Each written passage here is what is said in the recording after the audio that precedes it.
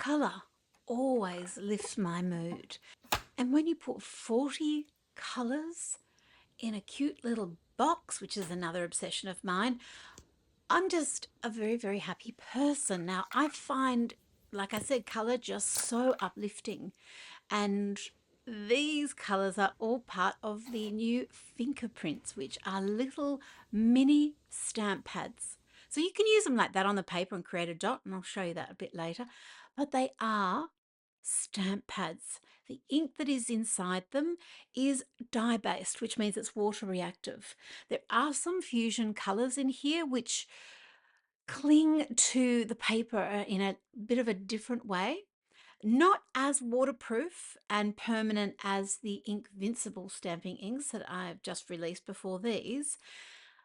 They work as a perfect complement because in a way they are opposites. Now, this is the Finer Feelings set, and that is because, well, they're the feelings that I get when I create a rainbow of colours like this. And I wanted to do a stamping ink set like this after I discovered this style of mini stamp pad on one of my trips to Japan. And I wanted to create my own colours and in this really, really versatile format because I love the whole concept and the practical nature of being able to colour in a stamp. The creativity starts before you even hit the paper because you're making more than just one colour choice. And the colours that we have in here, of course, full spectrum of rainbow plus some contrast colours, you know, your deeper, darker blacks and greys and portrait colours as well, some browns and beiges and mauves and salmon pinks that are going to be lovely for skin. Now, the real portrait colours or the greater range is in the Inkvincible colours. That's their thing. But of course, we have to have a little bit of that in a Jane Davenport set because I love drawing people and sketching and stamping people. So of course we have to have some people-based colours in here. Beautiful part about these is they are, like I said, water reactive. So we can get those initial colours down and then you can add your watercolour to them and you can have them dissolve and move so that it takes you a little bit further away from that initial stamped image and you are able to add your own creativity to your stamped images. And by starting off the creative process with the stamp, I like to think of it as sketching with stamps. Because you haven't spent a lot of time setting up your initial drawing, you're just going straight into the color.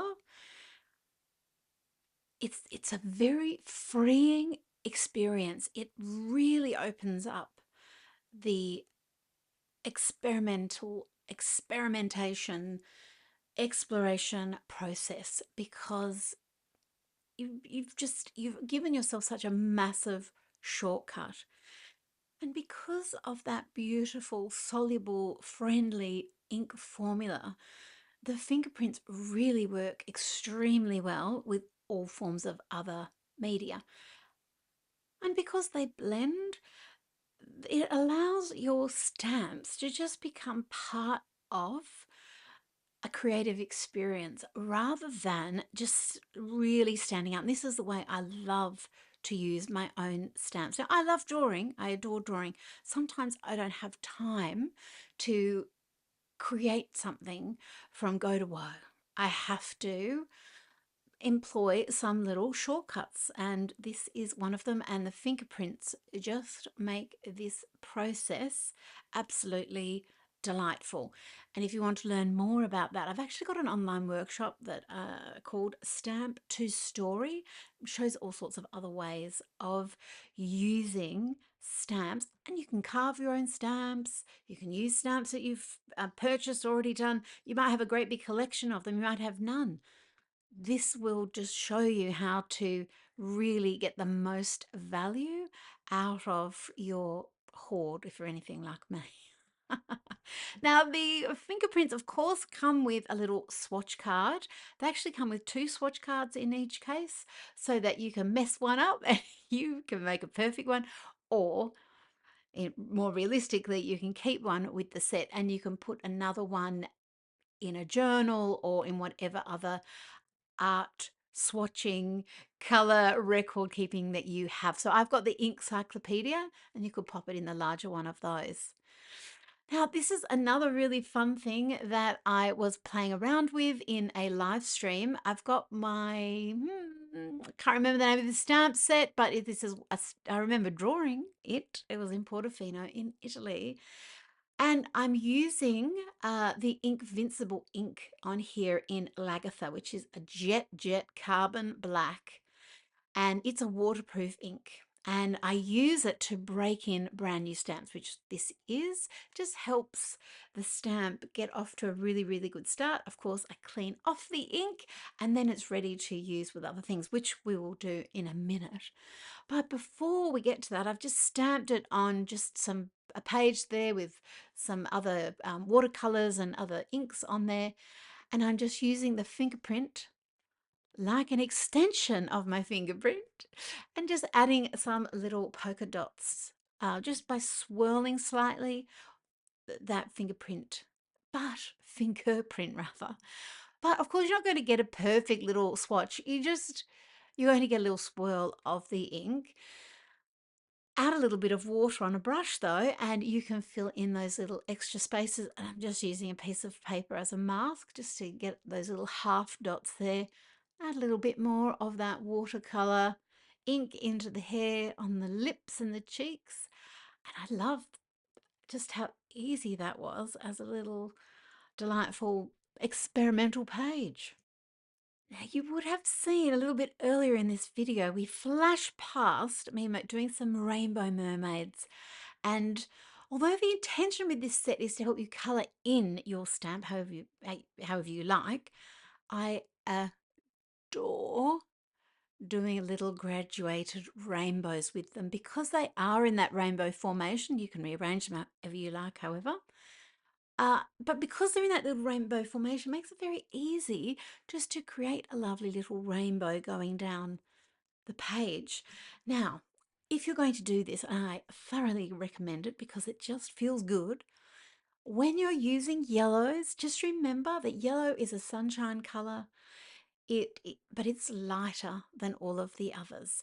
So we want to put the yellow a little bit strategically. Yellow is our sunshine, but we just need to be a little bit strategic with yellow because if it's in an area that's at the top or the bottom of the stamp, it's kind of going to visually disappear.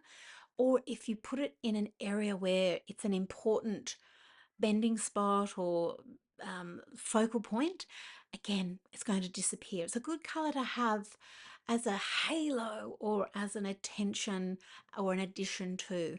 It's not a foundation color just because it's much lighter.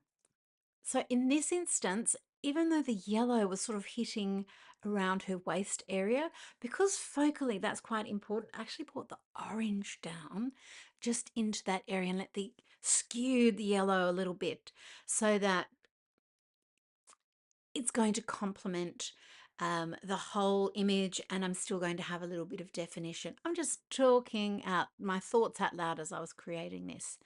So I'm using the various colors such as breezy and inspired. I've got a little bit of perky, which is the lovely yellow, bit of glad, bit of mindful, all of these finer feelings, these positive, higher vibration emotions. And let's add a little bit of deeper definition with hearty into the eyes there. So we've got some, just in that focal point. Eyes are always a focal point because eyes are the window to the soul. Now I am stamping onto watercolor paper, which has got a little bit of texture. So you're never going to get a perfect stamp. That's just never going to happen. But it's perfectly fine for what I'm doing.